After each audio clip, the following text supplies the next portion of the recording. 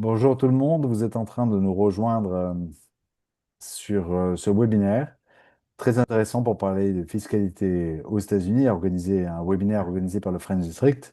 Et je suis un des fondateurs du French District, je m'appelle Romain Angeletti et j'ai le grand plaisir aujourd'hui c'est le 21 octobre 2025, d'avoir en face de moi virtuellement Mathieu Emelon, qui est expert comptable en France et qui est aussi CPA, qui est l'équivalent de l'expertise comptable aux États-Unis.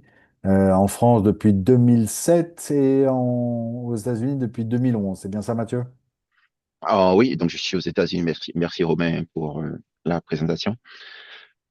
Merci à vous de vous consacrer un peu de votre temps. Donc je suis aux États-Unis depuis 2009. Ça fait le temps passe. Donc je suis CPA aux États-Unis depuis 2011 et j'ai eu mon diplôme d'expertise comptable en France en 2007. Donc voilà. Donc c'est un peu la comptabilité, c'est un peu votre vie, quoi. La comptabilité et la fiscalité sont Ouais, américaines. Voilà. oui, c'est un peu, les Américains, en fait, s'étonnent que tu dois aimer beaucoup la comptabilité pour avoir étudié la compta en France et la compta aux États-Unis. Ouais. Donc, c'est pas, ce sont des études longues en France et aux États-Unis, en fait, c'est aussi long quand même. Ouais. Un peu moins que par rapport à la France, mais c'est assez long parce qu'il y a beaucoup de choses à connaître, en fait, Et oui, parce qu'il pour y a beaucoup pouvoir. de points communs, mais il y a surtout beaucoup de différences. Ouais, il y a beaucoup de différences, ouais, beaucoup de Voilà. différences. Et À la fois sur pour. la comptabilité et la fiscalité. Oui, Ouais. tout à fait. Il y a Évidemment. beaucoup, voilà, beaucoup de domaines à maîtriser pour bien servir les clients. À Voilà. la fois les clients entreprises et clients particuliers. Donc, c'est pour ça que ce sont des études longues, ouais, plus que les avocats. Ouais. Alors, pour ceux qui nous ont rejoints, sachez que si vous avez deux façons d'intervenir pendant ce webinaire. La première, c'est que vous pouvez appuyer sur le bouton Q&A et poser vos questions. Et à la fin du webinaire, nous répondrons, et surtout Mathieu, évidemment, répondra à vos questions. Donc, n'hésitez pas à écrire des questions. Et vous pouvez également, dans le module de chat, nous donner votre nom et le nom qu'on retrouvera évidemment dans la liste des inscrits que nous allons conserver. Et ce nom, je vous invite à l'écrire si vous avez envie de profiter de quelque chose d'assez sympa que Mathieu nous propose là, à l'occasion de ce webinaire. C'est qu'il vous propose qui est uniquement pour les 10 premiers qui vont s'inscrire. C'est une revue gratuite de votre déclaration fiscale, que ce soit sur vos revenus personnels ou sur vos revenus professionnels de votre entreprise. Et ça consistera en trouver éventuellement, repérer en tout cas des éventuelles erreurs ou des incohérences, vérifier les risques de double imposition, qui était un des sujets, de double imposition entre la France et les États-Unis. C'est un des sujets dont on va parler, parce qu'avec le traité, et d'identifier aussi des pistes d'optimisation fiscale adaptées à votre situation. Donc, si ça vous intéresse, écrivez dans le chat vos 10 noms et vous bénéficierez de cette offre spéciale. Voilà. Mathieu, je vous propose qu'on parle d'abord d'une question de base, mais est-ce que je dois déclarer quand je suis français aux États-Unis, ou en Mhm. tout cas quand j'ai des revenus américains et des revenus français, ou est-ce que je dois déclarer mes revenus? Mm. Ah oui, alors, c'est une bonne question. Ben, la réponse est ça dépend. Ça dépend de beaucoup de paramètres. Ça dépend si vous êtes résident fiscal américain. Ça dépend si vous êtes un américain qui vit en France, par exemple, ou si vous êtes quelqu'un qui a la carte verte et qui temporairement est reparti en France. On a le cas également. Donc, ça dépend de beaucoup de choses. Donc, mais première question à se poser, c'est est-ce que je suis résident fiscal américain ou est-ce que je suis non résident fiscal en fait, ouais. Donc, est-ce que la réponse à cette question entraîne de cette réponse en fait découle comment je déclare et si je dois déclarer en fait, ouais. Donc, on peut déclarer pour les particuliers, là on parle pour les personnes physiques. Euh, Si je suis résident fiscal américain, oui, normalement, je déclare mes revenus à la fois de source américaine, c'est-à-dire l'argent que je gagne aux États-Unis, et généralement également puisqu'on gagne en dehors des États-Unis. Exemple typique, en fait, c'est je suis expatrié, je suis employé par L'Oréal ou un des grands groupes multinationaux. On a des clients en fait, dans le domaine IT également, et que j'ai été envoyé par mon employeur aux États-Unis pour quelques années. Généralement, ce qui se passe, en fait, c'est que nos clients ont déjà leur vie bien faite en France. Ils ont leur maison, ils ont le mortgage dessus, l'emprunt hypothécaire. Ils mettent généralement la maison en location. Donc, ils ont des revenus de location en France. Ils ont un contrat local d'employé aux États-Unis. Donc, ils gagnent de l'argent aux États-Unis en tant qu'employés. Euh, en fonction du nombre de jours, pour la première année, en fait, qu'ils sont aux États-Unis, en fonction du nombre de jours qu'ils passent physiquement sur le territoire américain, en 183 jours, en fait, c'est un calcul en moyenne pondéré. En fonction du nombre de jours qu'on passe sur le territoire américain pour la première année, en fait, on est résident fiscal en plus de 183 jours. Ou on n'est pas résident fiscal si on passe moins de 183 jours. Mais l'exemple typique, en fait, oui, donc quand on est expatrié, qu'on est aux États-Unis, on l'est pour 2 ou 3 ans. Donc, on est résident fiscal américain et on doit déclarer son loyer en France, un revenu de location en France. On le déclare aux États-Unis, on les déclare en France et aux États-Unis. Et son salaire, on déclare le salaire uniquement aux États-Unis. Ouais. Le loyer, on le déclare en France parce que la convention veut que l'État, en fait, qui impose les revenus de location soit l'État où se trouve le bien immobilier. Donc, c'est pour ça qu'on déclare en priorité en France, selon les règles fiscales françaises. Et on doit déclarer ces mêmes revenus de location aux États-Unis selon les règles fiscales américaines, parce que les États-Unis disent que, bon, ben voilà, selon quelqu'un qui est résident fiscal chez nous, en fait, ben, doit déclarer ses revenus, quel que soit l'endroit du monde où cette personne en fait, gagne de l'argent. Si je ne suis pas résident fiscal, parce que je suis, par exemple, j'arrive aux États-Unis en décembre de l'année, donc je remplis pas les 183 jours, euh, mais j'ai travaillé pendant un mois aux États-Unis en tant qu'expatrié aux États-Unis. Ben oui, j'ai un mois de salaire que j'ai gagné sur le territoire américain. Il faut quand même que je déclare ce mois de salaire, mais je déclare comme non résident. Donc voilà, mais je déclare pas ma location en France. Donc quand on est non résident, on déclare que ce qu'on gagne sur le territoire américain. Et quand on est résident, on déclare l'ensemble de ses revenus. Ouais.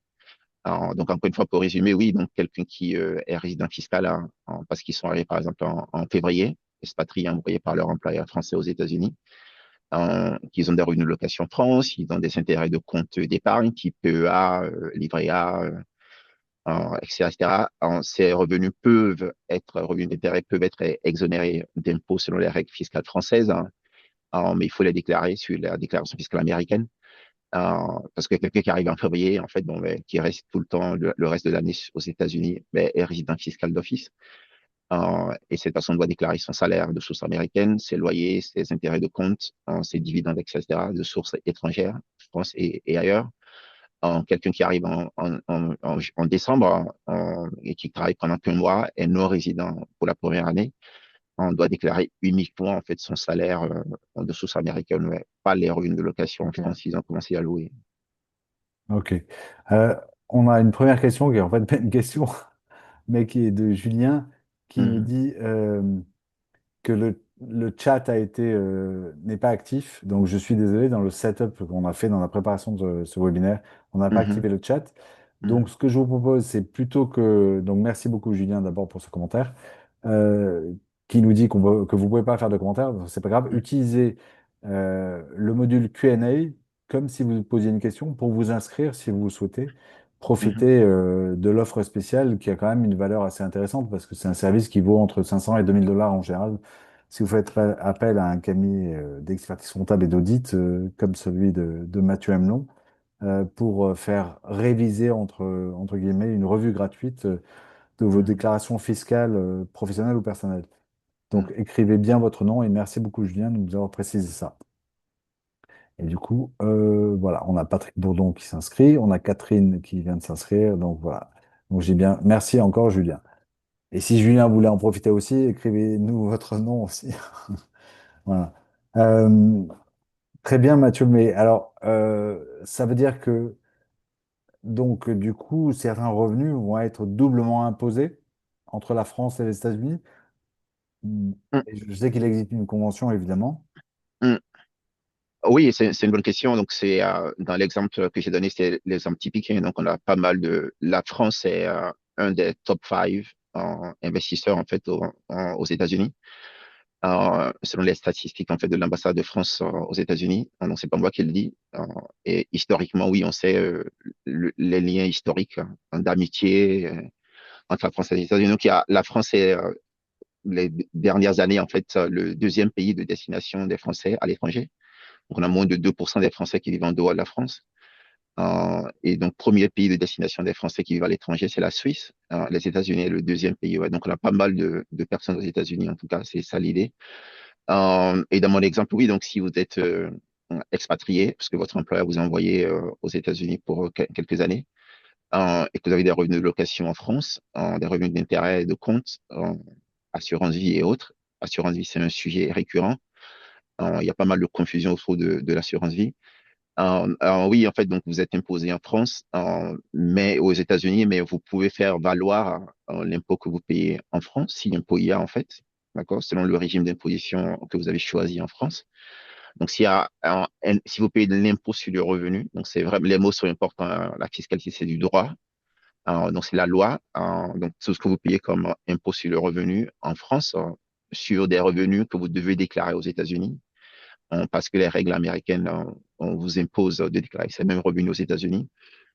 Oui, il faudra faire valoir l'impôt payé en France, l'impôt sur le revenu payé en France, sur votre déclaration américaine. Ouais. Et il y a un formulaire pour ça, en fait, formulaire de calcul de la quote-part d'impôt payé en France que vous pouvez déduire sur votre déclaration fiscale américaine. C'est le formulaire 1116 en Foreign Tax Credit. Et par impôt sur le revenu, en fait. Donc, il y a l'impôt sur le revenu qu'on paye, hein, mais il y a aussi la CSG-CRDS. Ça a été une longue bataille, hein, on en parlera un autre jour, en fait, pour que les deux pays admettent ou se mettent ensemble, ça, la France et les États-Unis. Donc, c'est plus une vision diplomatique, là, en fait.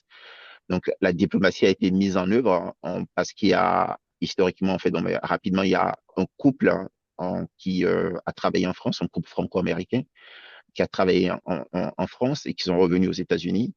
Et ils ont voulu faire valoir en fait la CSG-CRDS qui est payée en France sur leur déclaration fiscale américaine. Et l'administration fiscale fédérale américaine en fait a dit non. C'est pas la CSG-CRDS n'est pas un impôt sur le revenu, c'est des cotisations sociales, hein. Bon, ça, donc ils ont intenté une action en justice et avant qu'il n'aille que la Cour de cassation, la Cour suprême aux États-Unis en fait ne décide, les deux pays, la France et les États-Unis, les deux gouvernements en fait se sont entendus pour donner une définition à clarifier la nature en fait en impôt sur le revenu ou non de la CSG-CRDS. Et ça, c'était en 2018. Donc, gardez ça en tête. Ça a fait un grand bruit, hein, et j'ai rédigé un article sur ça d'ailleurs. Donc, gardez en tête en fait que ben, la CSG-CRDS est considérée comme l'impôt sur le revenu, en plus de l'impôt sur le revenu que vous payez. Donc, vous pouvez faire valoir comme crédit d'impôt la CSG-CRDS éventuelle que vous payez sur des revenus de sources françaises qui sont à déclarer aux États-Unis. Ouais. Ouais, parce que, évidemment, en général, les taux d'imposition sont plus élevés en France qu'aux États-Unis, on est d'accord? Alors, ça dépend, ouais. Ça dépend. Il y a des clients pour lesquels on a fait des simulations, donc des clients pour lesquels qu'on a conseillé. Exemple, on a une Française donc, qui a travaillé un peu en France et qui a voyagé un peu et qui a passé l'essentiel de sa vie aux États-Unis, en Floride d'ailleurs, Romain, ouais, chez vous, Mm. en Floride, et donc qui a été à la retraite et qui est, en tant que retraité, a créé une société de consulting pour Stay Busy. Et qui nous a contactés en me disant, voilà, donc je suis à la retraite maintenant et j'ai plusieurs options pour passer ma retraite. Donc, j'ai ma fille qui vit à New York, upstate New York. Donc, je peux aller à la retraite, en fait, à New York pour être proche de ma fille. Ça, c'est option numéro un. Ou je peux retourner, en fait, en France, où on a toujours notre maison de famille en France.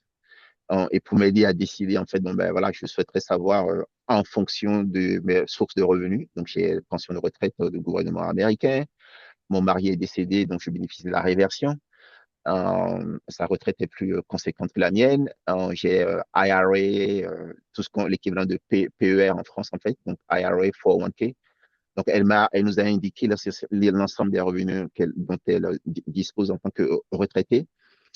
Compte tenu de ça, en fait, est-ce que je paye plus d'impôts en allant à la retraite à New York?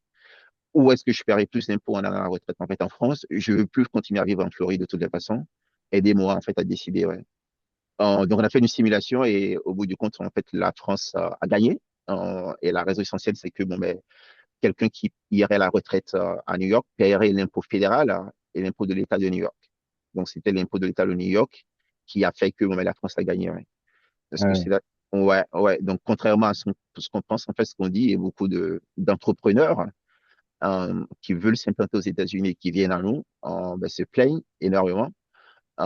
Et dans la réalité, en fait, bon, ben, ce qui pèse dans l'emploi en France, en fait, ce sont les charges patronales. Mais ce n'est pas l'impôt sur le revenu, en fait. C'est-à-dire le coût salarial, en tout cas le coût facial d'employer une personne en France est plus élevé qu'aux États-Unis. Et c'est plus une différence de façade, à mon avis, parce que si vous offrez en fait tous les avantages sociaux dont bénéficierait un salarié français à votre employé américain, un type assurance santé, un type retraite générale cadre, retraite complémentaire, intéressement, la participation et tout ça, mais ça coûte beaucoup, beaucoup plus cher. On sait tous en fait que bon, ben, les compagnies d'assurance sont les gros bénéficiaires de tout ce qui est assurance santé aux États-Unis et ils ont une franchise tellement élevée qu'à la fin, ben, elles ne vous remboursent rien. On a des couples américains ou français qui payent jusqu'à 30 000 $ de part patronale d'assurance santé Par euh, an. par an, ouais, avec une déduction, avec possibilité de déduire quasiment rien. Depuis la réforme fiscale de 2018, ce qu'on appelle le Trump Tax Reform, le premier mandat du président Trump. Donc, ils ont réformé, il y a eu une réforme majeure un peu du code fiscal, hein, en deuxième grande réforme depuis 1986. Ben, une des réformes, en fait, c'est que voilà, donc la déduction des frais réels est moins de contribuables bénéficient en fait de la déduction des frais réels. Donc, on peut déduire l'assurance santé, la cotisation à l'assurance santé en tant que frais réels, mais il faut que ça dépasse généralement D'accord. 30 000 $ en fait. Ouais. Donc, voilà, donc ce sont des Mais, exemples en fait de ce qui se passe en réalité. Ouais. mais en fait, ce que vous dites aussi, ça soulève un point qui est le point de finalement le choix de là où on va s'implanter aux États-Unis, aussi Mhm. bien bah, sa vie, son entreprise, Oui, est très impactant fiscalement. Puisque, oui, évidemment, si on absolument. choisit Ouais. de s'installer dans la ville même de New York, où d'ailleurs vous, vous êtes installé, votre cabinet est à New York, Mhm. qui au passage ne vous empêche pas évidemment d'avoir des clients sur l'ensemble des États-Unis. Mhm. Voilà, c'est le fisc est l'IRS est fédéral, c'est-à-dire couvre l'ensemble du territoire américain, mais, euh, Mhm. mais il n'empêche que la fiscalité est extrêmement différente, varie énormément selon les États et parfois même les villes. Mhm. Tout à fait, ouais, c'est un bon point. Donc, c'est une considération. Hein, donc, si le poids de la fiscalité, la ponction fiscale, en fait, peut être un critère de prise de décision. Et en fonction de l'État où vous vous implantez, donc forcément, on est aux États-Unis. Et dans les États-Unis, il y a des États. Dans les États, il y a des villes. Hein. Chaque État, en fait, est autonome. Donc, c'est une fédération d'États. Et donc, on a un impôt au niveau fédéral euh, généralement dans tous les cas, quelle que soit la structure juridique sous laquelle en fait vous voulez exercer votre activité aux États-Unis. Ça, on pourra en parler en fait des différentes formes juridiques.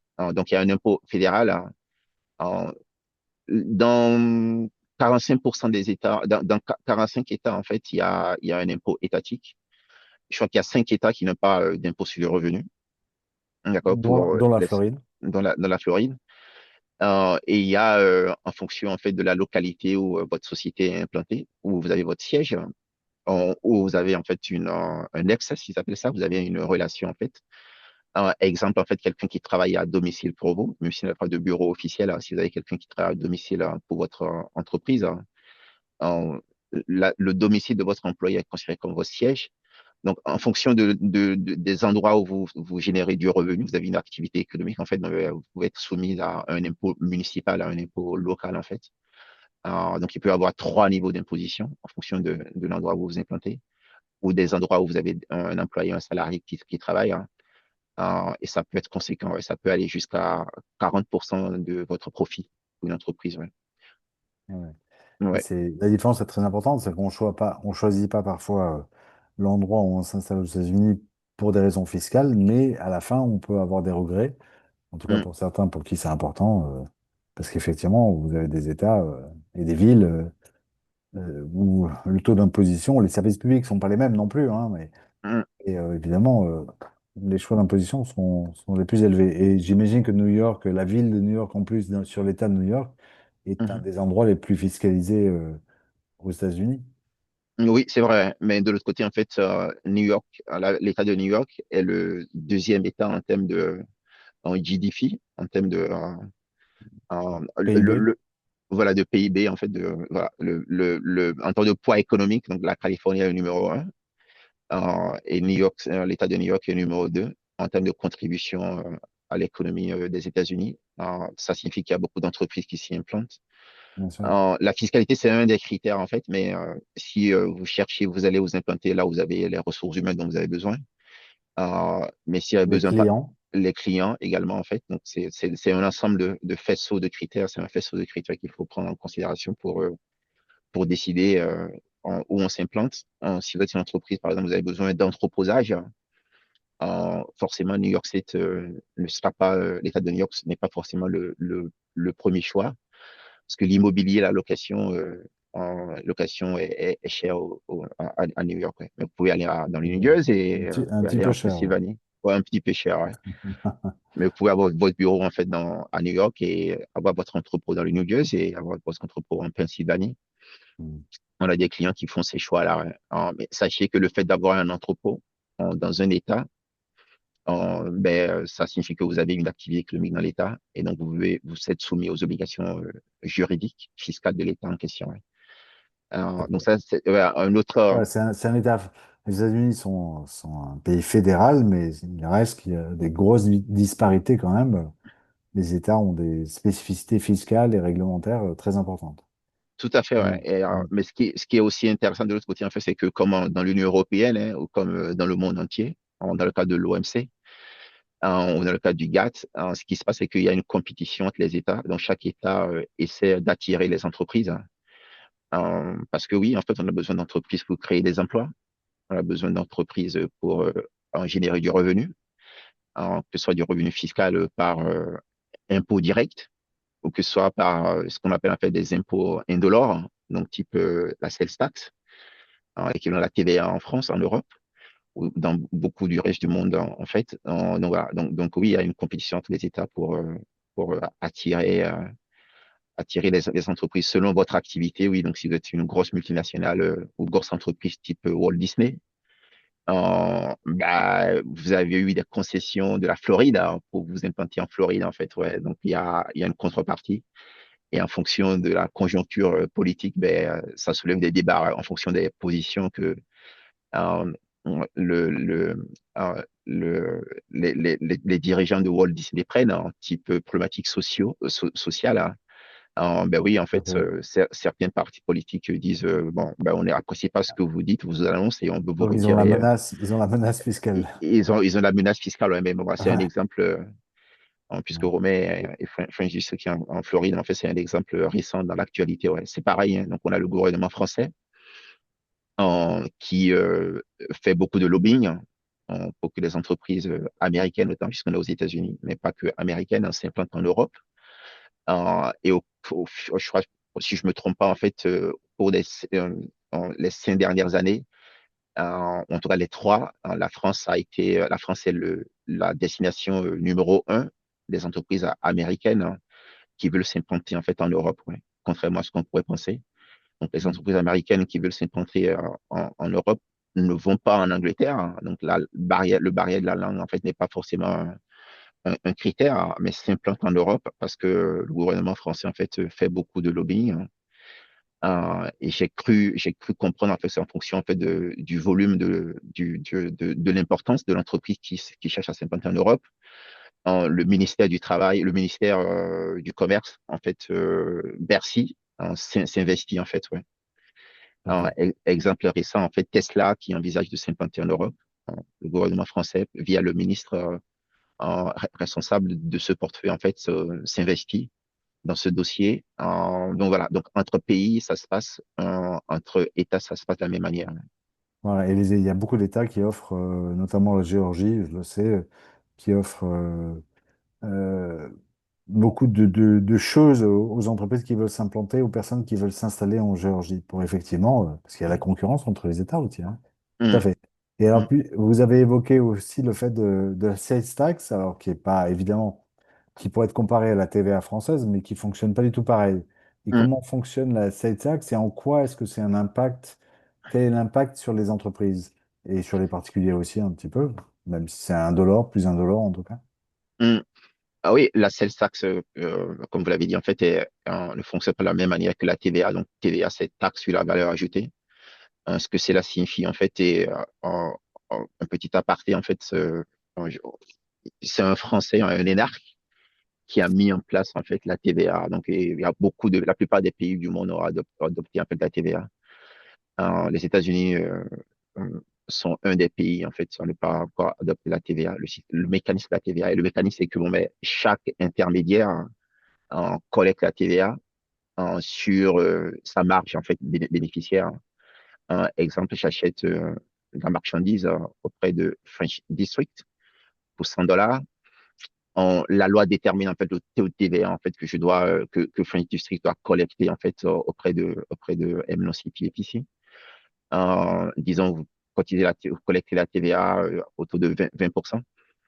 Donc, French District va nous demander de payer $120, hein. Et French District donnera au gouvernement français les $20.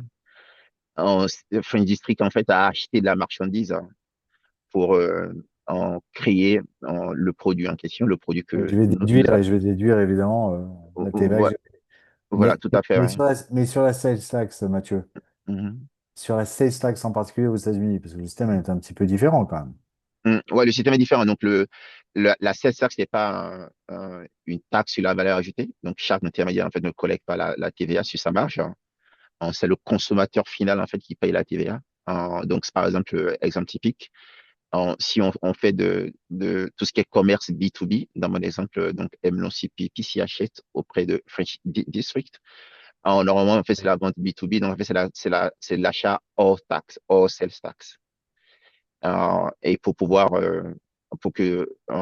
être exonéré, pour que French District en fait ne collecte pas la sales tax auprès de MNOCP ici, il y a un document généralement à remplir pour dire qu'on est exonéré, qu'on fait du wholesale, qu'on achète au gros, on l'achète pour revendre, hein. On achète en fait, Voilà. on achète pour incorporer ce qu'on achète, ce qu'on achète dans un produit qu'on est en train en fait d'assembler et qu'on vendra en fait au consommateur final. Ouais. Donc, c'est au stade final de la consommation qu'on collecte la sales tax en fait. Donc, c'est la différence majeure entre la sales tax et la Et ça TVA. simplifie, c'est extrêmement, enfin, c'est beaucoup plus simple. Je dis pas ça pour faire la promotion des États-Unis, mais c'est tellement plus simple que cet Mhm, infernal TVA à payer net de la TVA en France.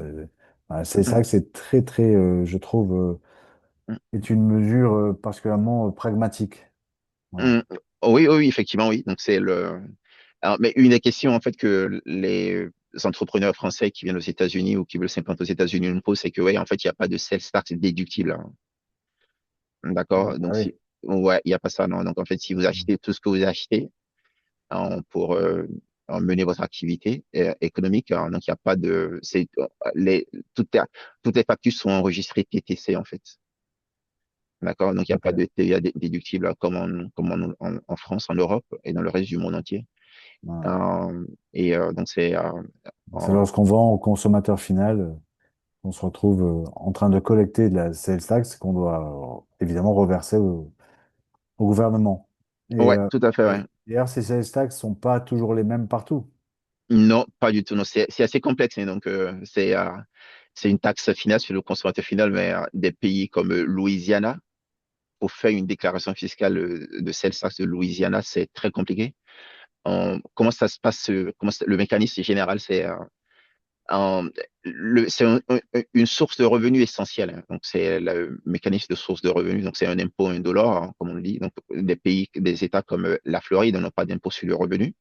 Et donc, la sales tax est la source de revenus essentielle, en fait, de ces États-là. Et ce qui se passe, en fait, c'est que il y a des localités, des municipalités qui collectent la sales tax également, en fait, pour le budget local, hein. Donc, exemple, en fait, je suis un consommateur, je suis basé à Brooklyn, je vis à New York, je vis à Brooklyn. J'achète en ligne et je me fais livrer, en fait, à mon domicile à Brooklyn. La plupart des entreprises dans le domaine du e-commerce, hein, en fonction du volume de leur activité, à destination de leurs clients à New York, depuis quelques années, en fait, sont tenus de collecter la TVA, la sales tax, auprès de leurs clients qui se trouvent à New York, même si ces entreprises n'ont pas de bureau à New York. D'accord? Donc, ça, c'est par rapport aux activités e-commerce. Donc, je me fais livrer à Brooklyn en fonction du volume d'activité, en fait, de la plateforme, hein, de l'entreprise auprès de laquelle je passe commande en ligne, hein. Ben oui, je vais être soumis, ils vont collecter la sales tax pour, en New York City, ils appellent ça. Et New York City inclut, en fait, les five boroughs. Donc, il y a five boroughs qui constituent, de point de vue fiscal, en fait, en New York City. Donc, il y a Manhattan, il y a en Bronx, en Queens, en Staten Island et Brooklyn, en fait. Ouais. Donc, voilà. Donc, c'est ce qui se passe. Et Brooklyn, donc, les comtés ont leur quote-part de la sales tax, en fait. Et quand on fait la déclaration, oui, il faut faire la part étatique. Et oui, Et là, oui, il y a une quote-part étatique et une quote-part comté, municipalité. Donc, ouais, parce que Louisiana, un exemple, ouais.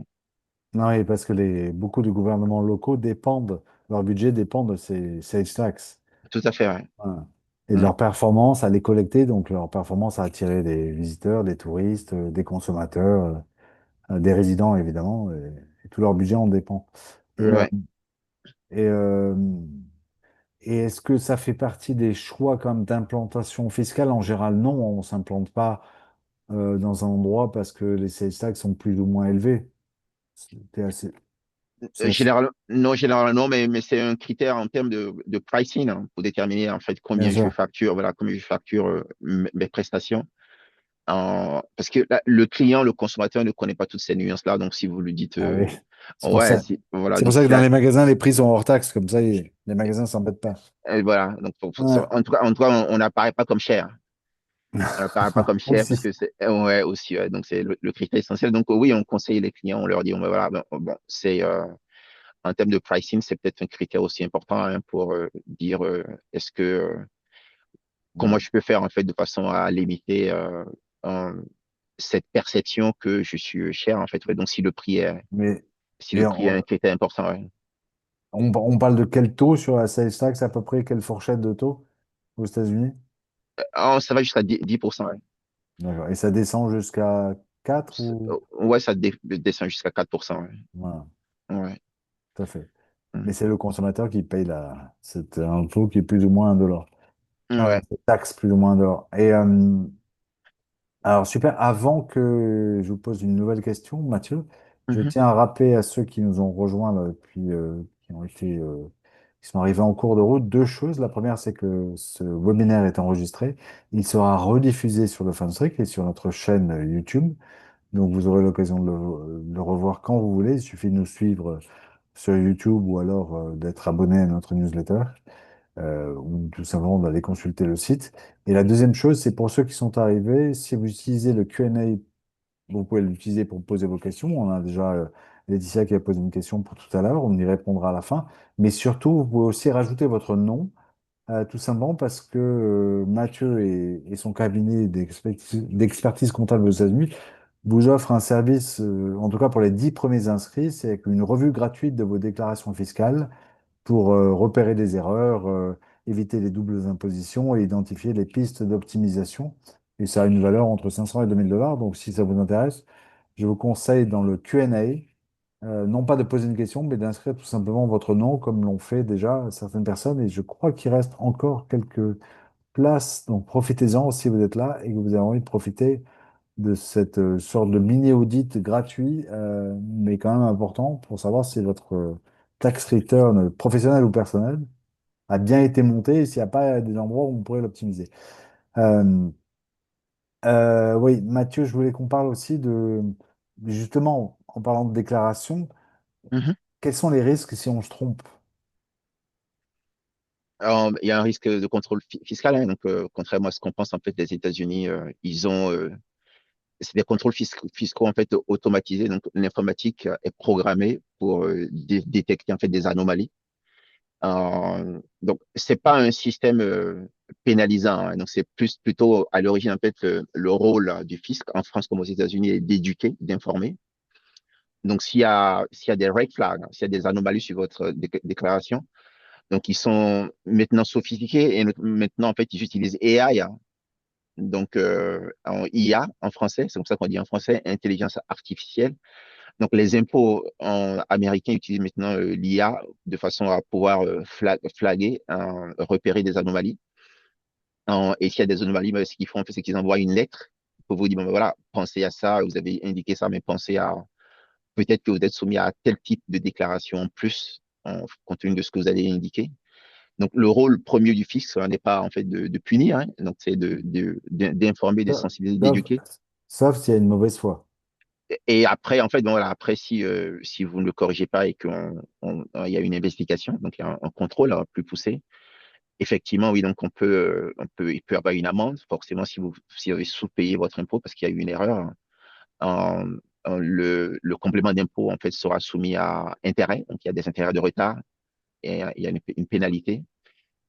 Et s'il y a une mauvaise foi, il y a une pénalité, une sanction fiscale spécifique pour la mauvaise foi, hein. Et ça peut être rude, ça peut être brutal, ouais. Mm. Mais ça, ce sont des cas extrêmes, ouais. Donc, généralement, oui, dans la plupart des cas, c'est des cas anodins, bénins. Et ce qu'ils font, c'est qu'ils envoient une lettre, une notice pour dire, bon, voilà, vous avez indiqué ça, mais pensez à ça, peut-être que vous devez faire cette déclaration-là. Et oui, donc s'il y a un contrôle fiscal, hein, parfois, c'est des contrôles brutaux, hein. Donc, ils sont en sous-effectif. Donc, on a eu le cas, on travaille avec des agents du fisc fédéral. Ils sont en sous-effectif. Les agents, les contrôleurs fiscaux, les contrôleurs d'impôts, en fait, expérimentés, pendant Covid-19, un peu, sont partis à la retraite. Et ce qu'ils font, c'est qu'il y a des managers qui disent, voilà, si ils donnent pas tel document, si French Disc ne donne pas tel document, bon, ben, envoyer une notice définitive en disant, tiens, mais ils doivent 1 million d'impôts. On a des cas, oui, donc en fait, ils le Donc, font à l'arrache. c'est pas la peine de prendre le français comme exemple parce que on est à jour. On est à chaud. Mm. Donc, voilà, mais on a eu le cas où ils expédient en fait les contrôles fiscaux parce que si vous tardez à répondre à la question, etc., donc ils sont sous pression. Donc ça peut être rude, hein. On a assisté un client là, un Italien en fait qui vit aux États-Unis, un client en fait réglo, hein, qui cherche pas à tricher, mais qui s'est retrouvé en fait dans un cas, on ne sait pas ce qui s'est passé, mais voilà. Donc on l'a assisté, on les a aidés, le couple, hein. Et finalement, en fait, on a pu obtenir la remise gracieuse de tout ce tout ce qu'on leur demandait de payer, qui était aux alentours de 100 000 dollars, en fait, ouais. Donc, ça peut être brutal, hein. Et le compte bancaire, hein, donc ce client, en fait, traînait des pieds pour nous embaucher, pour les aider. Et ce qui s'est passé, en fait, c'est que le salaire de l'épouse a été saisi en 2020. Et l'époux, en fait, a son entreprise, hein. Et son entreprise, en fait, était à l'arrêt pendant Covid-19, parce que son activité impliquait du contact humain. Donc, le couple vivait du salaire de l'épouse, et le salaire de l'épouse a été saisi par les impôts parce qu'ils avaient un contrôle fiscal, parce que les impôts leur demandaient de payer quasiment 100 000 dollars, et ils prenaient des pieds pour nous embaucher parce que nos honoraires étaient significatifs par rapport à ce qu'ils nous disaient, ouais. Donc, pendant Covid-19, en fait, on les a aidés, on a pu les aider, ce qui n'a pas été évident. Et parce qu'on fait partie de la profession d'expert comptable aux États-Unis, on a accès à des ressources, à des contacts. Et c'est grâce à ça, en fait, on a pu demander aux impôts fédéraux, à l'IRS, d'examiner, de désigner un contrôleur fiscal pour qu'ils examinent, qu'ils traitent le cas de notre client, et qu'ils lèvent, en fait, la saisie, le saisie arrêt, en fait, sur le salaire du couple, ouais. Ouais. Donc, ça peut être rude, ouais, ça peut être rude, les Ouais. contrôles, ouais. Et quels sont les taux d'imposition sur le revenu aux États-Unis? C'est un impôt par tranche, comme en France, pour les particuliers. Et ça peut aller jusqu'à 37%, de 0% à 37%. Pour les entreprises, c'est au niveau fédéral, donc on a un flat taux de 21% pour les entreprises soumises à l'impôt sur les sociétés. Les entreprises type LLC qui sont soumises à l'impôt sur le revenu. Donc en fait, bon, ben, c'est les associés qui déclarent leur quote-part du profit ou de la perte dans leur déclaration d'impôt sur le revenu individuel, hein. Et dans ce cas, en fait, on se retrouve dans la fourchette 0 à 37%. Quand vous êtes dans la tranche marginale maximale, ben, il y a des impôts complémentaires qui viennent se greffer sur l'impôt de base. Et donc, le taux effectif peut aller jusqu'à 42%, en fait, ouais, en fonction du montant du revenu du couple, du foyer fiscal. Ouais. En plus de ça, comme on l'a dit, en fait, ça c'est au niveau fédéral. Alors, en plus de ça, au niveau des États, il y a un impôt étatique dans la plupart des cas. Et il peut y avoir un impôt sur le revenu, comme on l'a dit, au niveau local, hein, au niveau de la ville également. Ouais. Qui Donc, représente à peu près combien du pourcentage d'imposition sur le revenu à peu près? et généralement, c'est moins de 10%. Ouais. Au niveau des États, Ouais. je connais aucun État qui charge plus de 10%. Donc, la plupart des D'accord. États chargent aux alentours de 7%, 8% ouais, maximum. Ouais. Donc, selon les États, on peut avoir entre 0 et plus jusqu'à 10% de taxation en plus. Ouais, d'impôt sur le revenu à payer. Ouais. Voilà. Mm, Voilà. mm, Et encore une fois, ça peut sembler absurde, mais fiscalement, aussi bien la Californie qui est particulièrement taxée et New York mhm. n'ont pas perdu toute leur population de personnes à haut revenu. Non. Certains sont partis, puis d'autres encore arrivent. Et Mm. c'est vraiment des équilibres où il n'y a pas que la fiscalité qui compte. Sinon, eh ben, tous les gens seraient au Texas ou en Floride, évidemment. Oui, ouais, Mm. ouais, mais en parlant de ça, justement, Romain, pendant Covid-19, il y a pas mal de personnes qui sont parties de New York en Floride, hein. Pour d'autres raisons aussi. Ouais, Yep. pour d'autres raisons, mais Mm. essentiellement pour des raisons fiscales. Mm. Ouais, on a des clients dans le domaine du hedge fund et qui gagnent beaucoup et qui sont partis en Floride parce qu'ils veulent payer juste un seul niveau d'imposition, le niveau fédéral, hein. Mm. Donc voilà, oui, donc tout ça, c'est des considérations. Il faut voir en fonction de la qualité de vie qu'on veut avoir, si on a le choix, la qualité de vie qu'on veut avoir. Est-ce que je vais au Texas ou est-ce que je vais en Floride ou est-ce que je reste à New York et je paye l'impôt que je dois et que je gagne, je m'habille et que je gagne beaucoup, voilà. Mais un critère essentiel, quand on conseille les clients, ce qu'on leur dit, c'est qu'il ne faut pas que la fiscalité, la ponction fiscale en soit le critère essentiel au principal de prise de décision. C'est un ensemble en fait.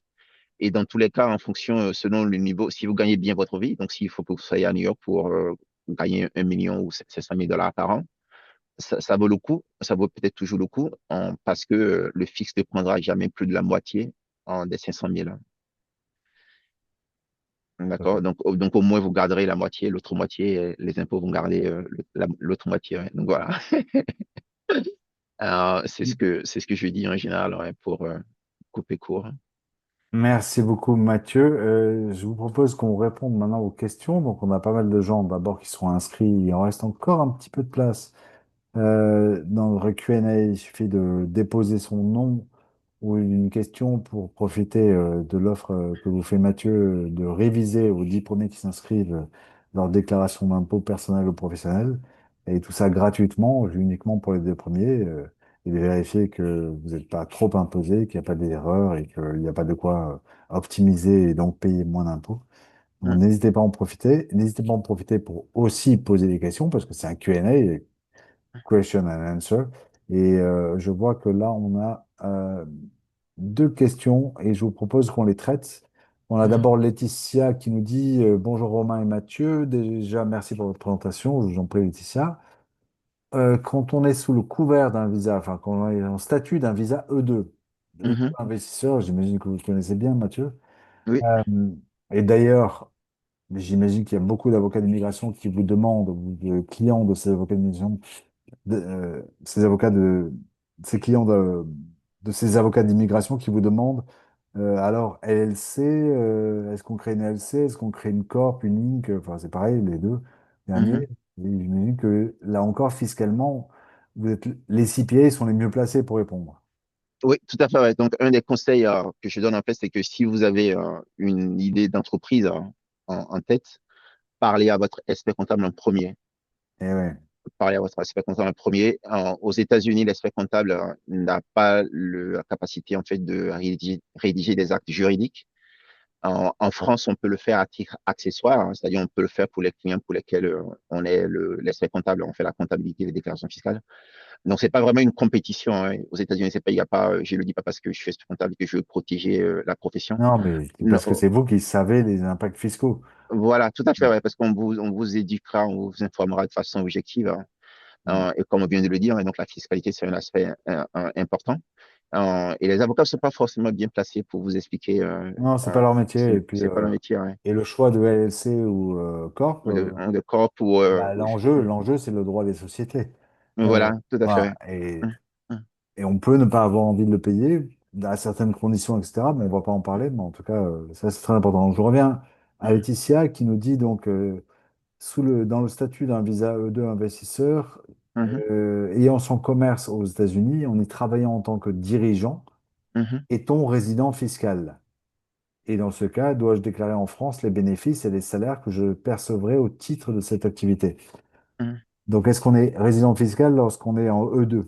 C'est un visa un peu particulier parce que c'est un visa qu'on appelle non-immigrant. hum. Ouais, donc la fiscalité n'est pas liée à l'immigration, hein. Donc, Exactement.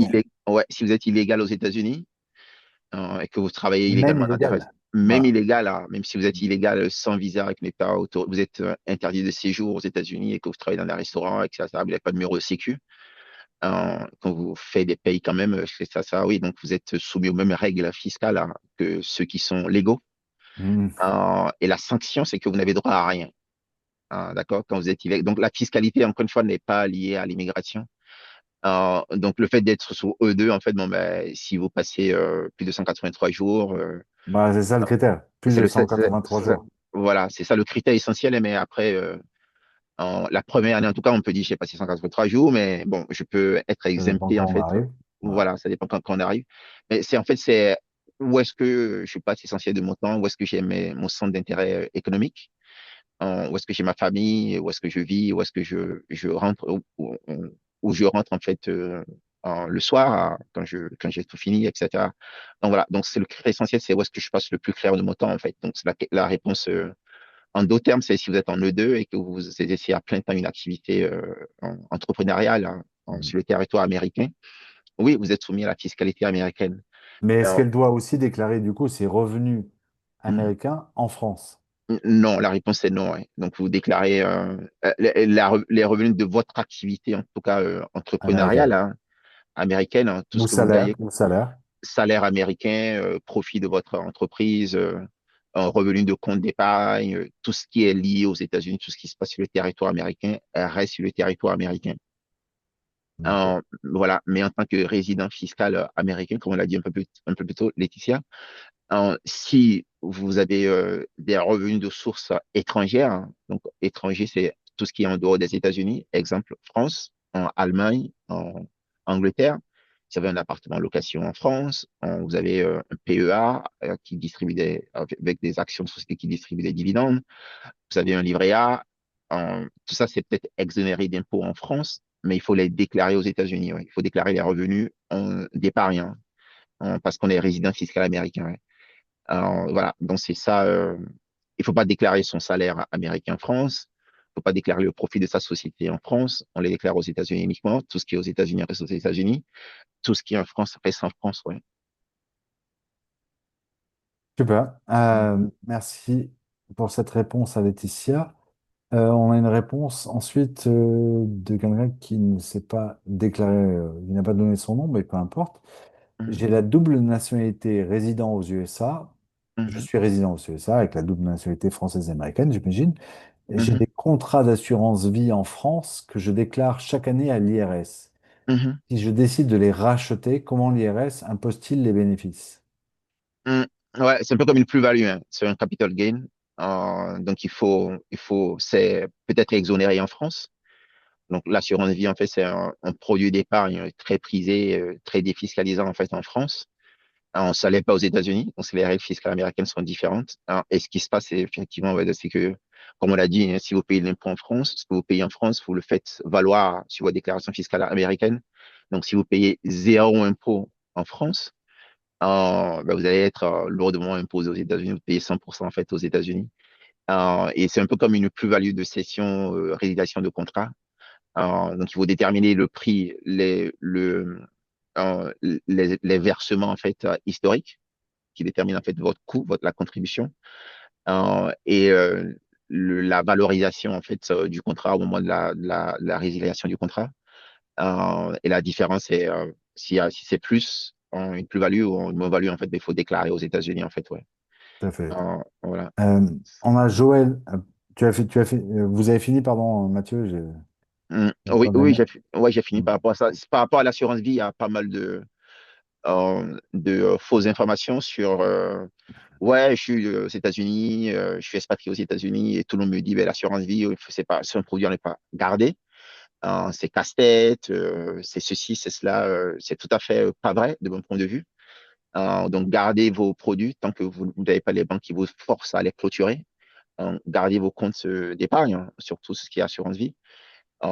Surtout parce qu'en fait, ce que j'ai observé au cours des années en fait, qu'on accompagne des Français, à un moment donné, les Français repartent en France. Donc, il y a peu de Français qui restent aux États-Unis. Donc, à un moment donné, les Français repartent en France et donc c'est toujours bien en fait d'avoir son assurance vie en fait. Parce qu'encore une fois, du point de vue fiscal français, c'est un produit très intéressant. Donc, peut-être ne vendez pas, ne liquidez pas votre assurance vie parce que vous êtes temporairement aux États-Unis. Les déclarations fiscales de compte bancaire, de compte d'assurance vie, c'est pas vraiment un poids. Et de mon point de vue, c'est pas une raison en fait pour clôturer vos comptes. Continuez à les déclarer. On ne paye pas l'impôt sur la déclaration des comptes. On les déclare, on les reporte, juste pour que les impôts savent ce qui se passe. Mais il n'y a pas de fiscalité dessus. Il n'y a pas de fiscalité sur le montant principal en fait de son livret A, le montant principal en fait de son PEA. Mais s'il y a des revenus, si ces comptes font des petits, oui, les revenus en fait de ces produits d'épargne en fait sont imposables aux États-Unis. Mais c'est pas pour autant qu'il faut clôturer ces comptes. Ouais. Mhm. Ok, on a une question de Joël aussi qui nous demande, elle est franco-américaine, elle habite à New Mhm. York et je lui dis bonjour parce que je sais qui c'est. Doit-elle payer des droits de succession en France pour un héritage en euros reçu là-bas? Alors d'abord, Joël, j'espère que tout va bien et que, enfin en tout cas, voilà. Mhm. Peut-être que vous avez une succession pour une mauvaise nouvelle, en général, ça fonctionne comme ça. Mhm. Mais quid d'un expert comptable? Dois-je payer des droits de succession en France pour un héritage en euros reçu là-bas? Ah oui, la réponse est oui. Ouais. Ouais, la Bah succession, oui. ouais, la réponse est oui. Donc, c'est un droit local, hein. Donc, si vous avez des avoirs en fait en France, typiquement dans les successions, il y a des parts de SCI, de famille ou des biens immobiliers en fait qu'on a en détention directe. Donc, la succession se règle en France. S'il y a du bien immobilier dans la succession, en fait, ça passe par un notaire, hein. Donc, passer par un notaire pour régler la succession et le notaire remplit la déclaration en fait d'impôt. On détermine les droits de succession en fait et verse les droits de succession aux impôts en fait en France et vous donne le montant net. Aux États-Unis, oui, ce que vous faites, que vous aurez peut-être vous aurez en fonction du montant de la succession, si ça dépasse 100 000 $, l'ensemble de votre quote-part dépasse 100 000 $, il faut déclarer. C'est une déclaration informative. Enfin, en disant, j'ai hérité de ça et ça en fait en France.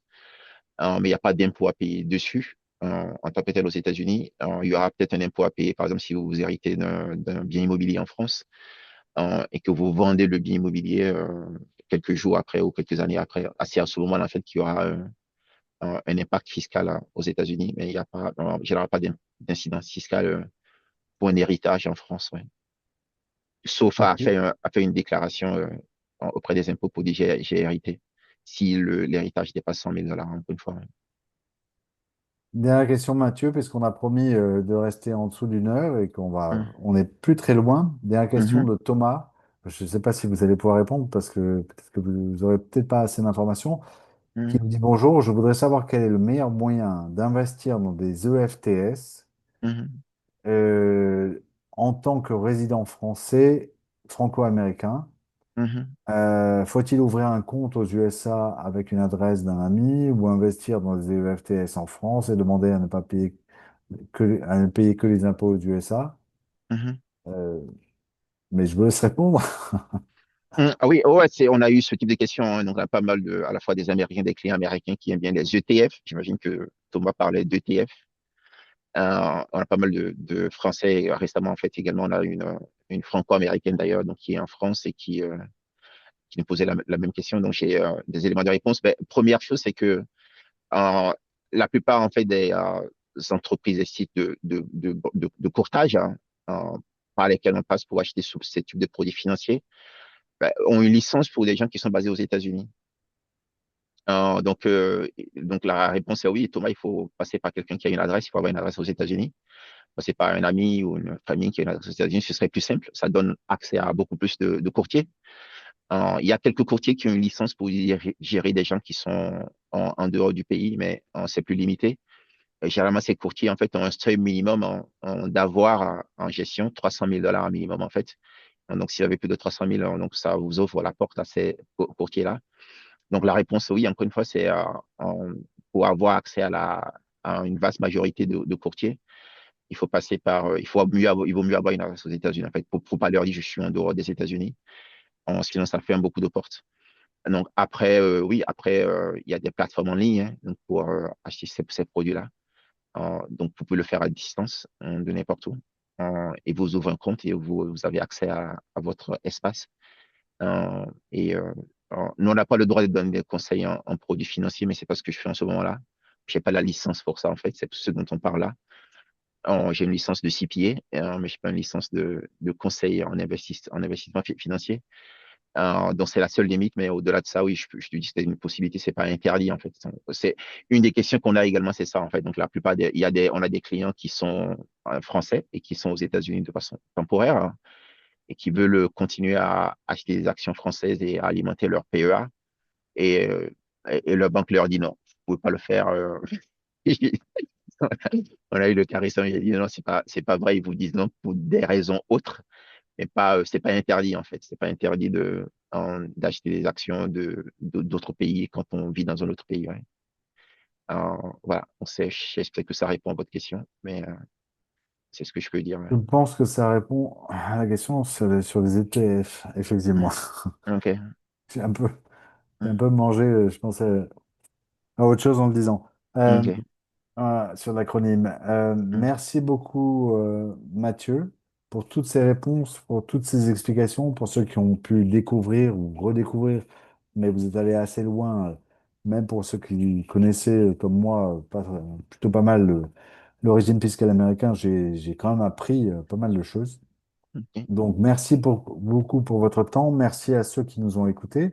Vous aurez la possibilité de revoir ce webinaire sur le Friend Strict, évidemment. Mm. Donc, n'hésitez pas à le faire avec grand plaisir. Et à très bientôt tout le monde pour un prochain webinaire avec Mathieu Emelon, ce qui devrait pas tarder. Ok. Merci à Merci. vous. Merci Mathieu. Un dernier mot, ou est-ce que souhaitez-vous dire quelque chose ou... Non, merci à tous. Et s'il y a des questions, n'hésitez pas. Il y a beaucoup de ressources sur notre site internet, hein, donc à la fois en français et en anglais. Et c'est des ressources en fait qu'on met en ligne et j'ai écrit, on l'a écrit, voilà, ça a été relu par des non-CPA, donc c'est du langage non technique normalement. Donc on y a mis beaucoup de temps, donc on a beaucoup de ressources en ligne et on continue à alimenter. Et n'hésitez pas à aller en ligne pour voilà. Et s'il y a des questions, n'hésitez pas à nous appeler. Si c'est des questions simples, en fait, on vous répond. Si c'est des questions qui nécessitent beaucoup de temps, on facture, mais s'il y a des questions rapides, n'hésitez pas et on est là pour vous aider, pour vous accompagner en tant que Français vivant aux États-Unis. On sait ce que c'est. J'ai fait le même parcours. Je suis français à l'origine. J'ai grandi en France.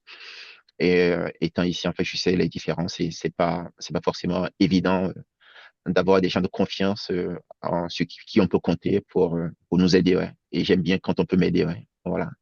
Donc, n'hésitez Hmm. pas et merci pour French District pour l'opportunité. Ça s'appelle l'empathie des expatriés.